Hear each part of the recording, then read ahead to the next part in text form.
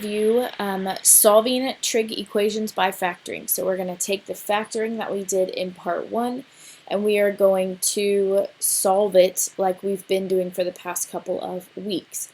So steps are up above. You can read those. We've done these multiple times, but set it equal to 0 first. Make sure it's set equal to 0. Look for GCF. Factor. Solve the equation by setting each factor equal to 0 and then find the values. Notice please that in the instructions it does ask for you to solve in radians. So we will have all of our answers in radians. So for number 1, they ask us to solve this. Now you can factor this. It is a difference of squares.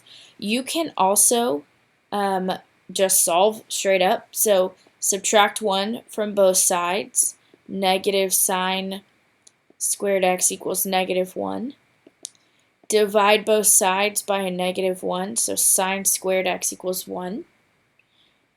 Take the square root, so we are looking for where sine of x equals positive or -1. And then if it will let me, here's my chart.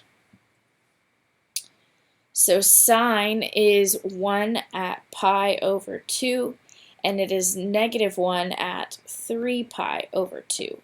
And again, they want these in radians, so make sure you're putting this in radians. For problem 2, this is not set equal to 0, so I'm going to move this part over here.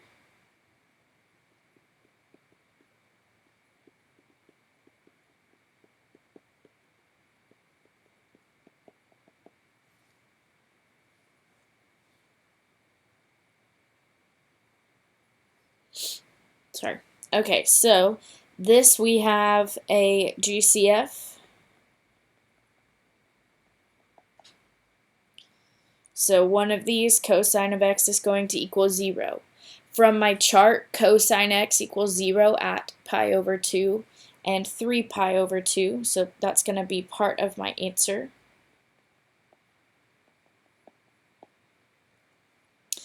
And then 2 sine x minus square root of 2 equals 0. Now I need to solve that, so add square root 2 to both sides.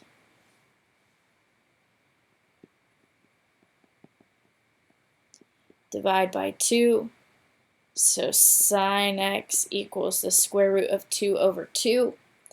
That is at pi over 4. Now remember sine of x, and this is where some people got a little stumped last week. All students take classes. Sine is positive in quadrants 1 and 2. My reference angle is pi over 4. So in quadrant 1, that would be pi over 4. In quadrant 2, that would be 1 pi minus pi over 4 for 3 pi over 4. Remember, you can, in a calculator, just do 1 minus 1/4 and you get 3/4. So that problem, a little more involved. We had to set it all equal to 0 first over here. Then we factored out a GCF of cosine x. Keep losing my mouse. There we go. Cosine x. Then we broke it up. So we had cosine x as one factor, 2 sine x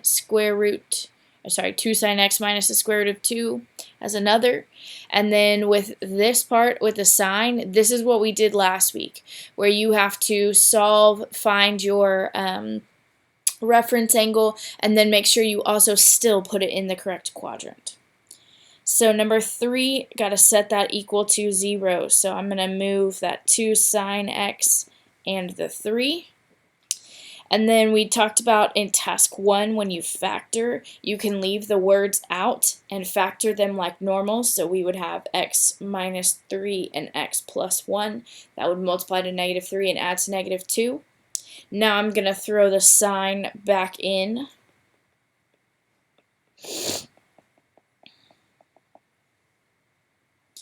And then break up my factors.